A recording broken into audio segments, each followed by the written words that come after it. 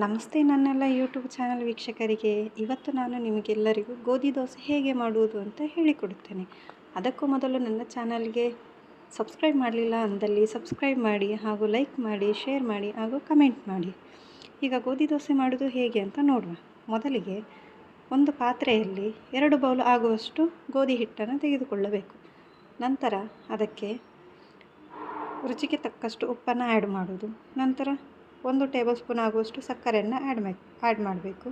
ಇದರಿಂದ ನಿಮಗೆ ಸಕ್ಕರೆ ಮತ್ತು ಸಾಲ್ಟ್ ಎರಡೂ ಆ್ಯಡ್ ಮಾಡುವುದರಿಂದ ಟೇಸ್ಟು ಸ್ವಲ್ಪ ಡಿಫ್ರೆಂಟ್ ಆಗಿರ್ತದೆ. ಸೊ ಹಾಗಾಗಿ ನಾನಿಲ್ಲಿ ಎರಡನ್ನೂ ಕೂಡ ಆ್ಯಡ್ ಮಾಡಿದ್ದೇನೆ. ಸಕ್ಕರೆ ಆ್ಯಡ್ ಮಾಡೋದು ಇದು ಆಪ್ಷನಲ್ ಆಗಿದೆ. ನಿಮಗೆ ಬೇಕಾದಲ್ಲಿ ಸಕ್ಕರೆಯನ್ನು ಆ್ಯಡ್ ಮಾಡ್ಕೊಳ್ಳಿ, ಇಲ್ಲದಿದ್ದರೆ ಖಾಲಿ ಉಪ್ಪು ಹಾಕಿ ದೋಸೆ ಮಾಡುವುದಾದರೆ ಇಟ್ ಈಸ್ ಫೈನ್, ಹಾಗೂ ಕೂಡ ಮಾಡಬಹುದು. ಆದರೆ ನಮಗೆ ಇಲ್ಲಿ ಸಕ್ಕರೆಯನ್ನು ಆ್ಯಡ್ ಮಾಡ್ತಿರೋದು ಸ್ವಲ್ಪ ಟೇಸ್ಟು ಡಿಫ್ರೆಂಟ್ ಆಗಿರಲಿ ಅಂತ ಸಕ್ಕರೆಯನ್ನು ಆ್ಯಡ್ ಮಾಡಿದ್ದೇನೆ. ನಂತರ ಅದನ್ನು ಕಲಿಸ್ಕೋಬೇಕು. ಸ್ವಲ್ಪ ನೀರು ಹಾಕಿ ಅದನ್ನು ಕಲಿಸ್ಕೋಬೇಕು. ನೋಡ್ತಾ ಇದ್ದೀರಿ, ನಾನಿಲ್ಲಿ ನೀರು ಹಾಕಿ ಕಲಿಸ್ಕೊಂಡಿದ್ದೇನೆ.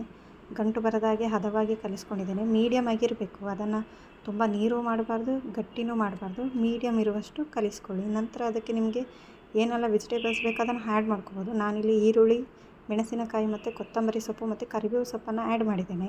ಸೊ ಇದು ಆಪ್ಷನಲ್, ನಿಮಗೆ ಯಾವುದೇ ತರಕಾರಿ ಬೇಕಾದರೂ ಆ್ಯಡ್ ಮಾಡ್ಬೋದು. ಬಟ್ ನಿಮಗೆ ದೋಸೆ ಒಯ್ಯುವಾಗ ಈಸಿಯಾಗಿರಲಿ ಅಂತೇಳಿ ಸ್ವಲ್ಪ ಬೇಕಾದ ಇಂಗ್ರೀಡಿಯೆಂಟ್ಸನ್ನು ನೋಡಿಕೊಂಡು ಆ್ಯಡ್ ಮಾಡೋದು ಒಳ್ಳೆಯದು. ಸೊ ಈರುಳ್ಳಿ ಆಪ್ಷನಲ್, ಆ್ಯಡ್ ಮಾಡುವವರು ಮಾಡ್ಬೋದು, ಇಲ್ಲಾಂದರೆ ಇಟ್ಸ್ ಫೈನ್. ನಂತರ ಒಂದು ಪ್ಯಾನಲ್ಗೆ ಎಣ್ಣೆ ಹಾಕಿ ದೋಸೆಯನ್ನು ಚೆನ್ನಾಗಿ ಬರುವ ಹಾಗೆ ಹಾಕೋದು. ದೋಸೆಯನ್ನು ಒಯ್ದು ನಂತರ ಅದನ್ನು ಮುಚ್ಚಿಡಬೇಕು. ನಂತರ ತೆಗೆದು ಪ್ಲೇಟಿಗೆ ಸರ್ವ್ ಮಾಡಿ ತಿಂದರೆ ಆಯಿತು. ಇಷ್ಟೇ, ಇದು ಈಸಿ ರೆಸಿಪಿ. ಸೊ ಇದನ್ನು ಯಾರು ಬೇಕಾದರೂ ಟ್ರೈ ಮಾಡ್ಬೋದು, ಸ್ಪೆಷಲಿ ಫಾರ್ ಬ್ಯಾಚುಲರ್ಸ್. ಸೊ ಎಲ್ಲರೂ ಟ್ರೈ ಮಾಡಿ. ಇಂತಹ ವೀಡಿಯೋಗೋಸ್ಕರ ನಮ್ಮ ಚಾನಲ್ಗೆ ಸಬ್ಸ್ಕ್ರೈಬ್ ಮಾಡಿ, ಲೈಕ್ ಮಾಡಿ, ಕಮೆಂಟ್ ಮಾಡಿ, ಶೇರ್ ಮಾಡಿ. ಇಂಥದ್ದೇ ವೀಡಿಯೋ ಬೇಕಾದಲ್ಲಿ ಲೈಕ್ ಮಾಡಿ. Thank you.